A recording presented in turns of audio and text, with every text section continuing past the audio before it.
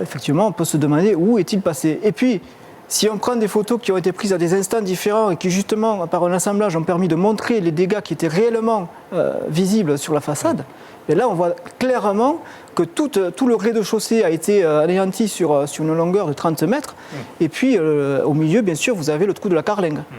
Donc, présence de l'avion, présence non seulement de débris, mais de corps qui ont été identifiés.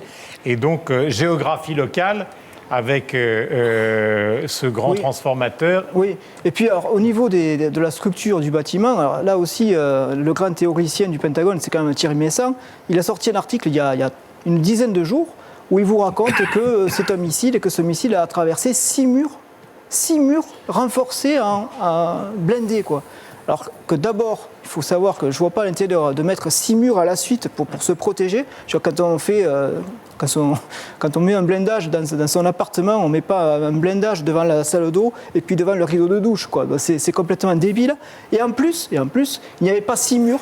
Parce que ce qu'on voit ici, c'est uniquement les 2e et 3e étages où on voit effectivement 3 corps de bâtiments, mais au rez-de-chaussée et au premier étage, vous aviez uniquement des poteaux. Il n'y avait pas de mur. Donc le grand théoricien qui, au bout de 8 ans, n'a même pas lu le rapport technique pour voir qu'il n'y avait pas de mur entre l'entrée et la sortie, puisqu'il y a aussi un trou à la sortie qui a beaucoup fait couler d'encre, mais qui est tout à fait normal parce que le mur, là, justement, n'était pas renforcé, quoi. Dernier point qui est important sur cette affaire du Pentagone, je sens que Gueluc suit ça avec passion, c'est effectivement l'idée que les caméras de surveillance, alors on a tous vu, ce matin, enfin c'était l'après-midi en France, du 11 septembre, les avions percutés, 1, 2, etc.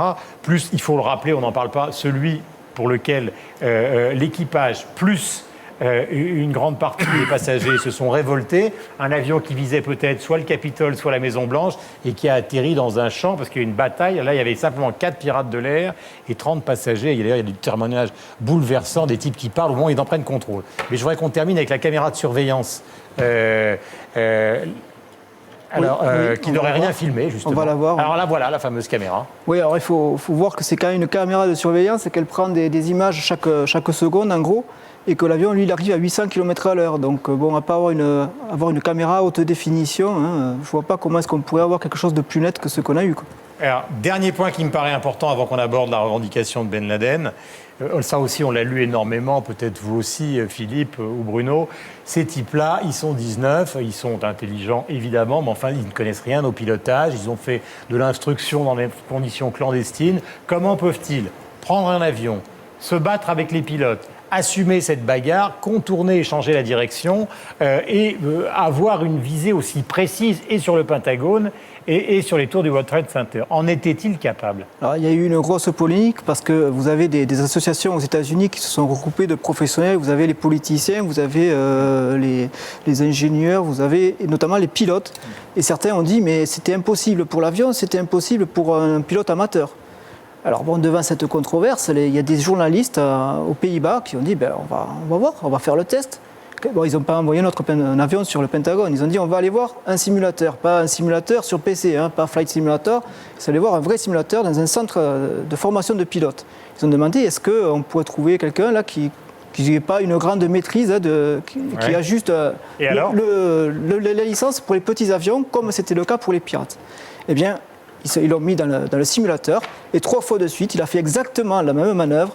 On le voit, il indique la vitesse de descente et il s'est 3 fois pris le Pentagone de farce, comme les pirates. Puis ce qu'il faut savoir, et on ne le dit pas assez souvent, c'est que... Un mot chacun, parce qu'on a un dernier point à évoquer, et après on fera la conclusion. C'est que non seulement ils ont été formés aux États-Unis des cours de pilotage, à partir de 2000 ou 2001 pour certains, mais surtout en Afghanistan, on a retrouvé dans certains camps d'entraînement la reconstitution de cockpits, par exemple, d'avions, de sorte qu'ils s'entraînaient déjà à l'époque à se mouvoir dans l'espace d'un avion, dans l'espace réduit d'un avion. Donc il y a toute une formation théorique qui est intervenue, déjà sur des manuels de navigation aérienne. Ça, c'est fait en amont, si vous voulez, déjà. Alors, Jean-Charles, est-ce que vous seriez prêt, par exemple, à rencontrer Kassovitz dans une sorte de débat pour essayer justement de...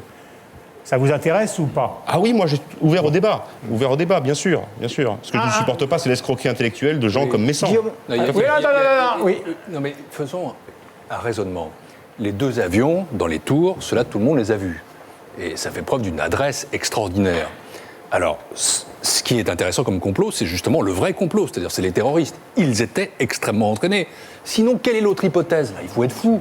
C'est imaginer que ce sont les pilotes des avions qui ont balancé ces 2 avions dans les tours et qu'eux-mêmes étaient suicidaires. Enfin, c'est de la folie furieuse. Non, il y avait des terroristes extrêmement entraînés. Et qui ont eu beaucoup de chance. Et qui ont eu beaucoup de chance, énormément d'habileté, et qui ont réussi ces opérations qui ne devaient quand même pas être très simples, parce que ce n'est pas des petits avions, pour le coup, c'est quand même extrêmement difficile. S'il vous plaît, je peux dire une chose. Imaginez que les Américains puissent faire ça eux-mêmes, et qu'il y ait eu des pilotes suicidaires. Enfin, là, il faut vraiment être un peu... Vous savez, Je voudrais qu'on aborde limite Enfin, parano. j'ai créé un site Au-delà de la internet qui parano. essaie d'expliquer sur le plan technique tout ça. Et j'ai toujours dit aux gens, mais venez discuter. Ça fait 11 mois que j'ai fait mon site, je n'ai vu personne. Donc, Ils ne veulent même pas essayer de comprendre. quoi. C'est D'accord. ça qui me... Je voudrais qu'on aborde maintenant un dernier point Consterne. qui a été important. Vous savez qu'on a dit, c'est bizarre, la famille Ben Laden quitte les États-Unis en avion. Puis après, on a dit aussi, c'est bizarre, Ben Laden, on le cherche depuis des mois. Il passe d'Afghanistan au Pakistan et personne ne le trouve alors qu'on met des moyens considérables. Et en plus, les revendications, disent-ils, sont probablement fausses, disent-ils. Si les attentats du 11 septembre sont l'œuvre du gouvernement américain, pourquoi ont-ils été revendiqués par Oussama Ben Laden lui-même? Pour les conspirationnistes, les attentats n'ont pas été revendiqués par Ben Laden. Ben Laden aurait même nié à de nombreuses reprises sa participation à ces événements.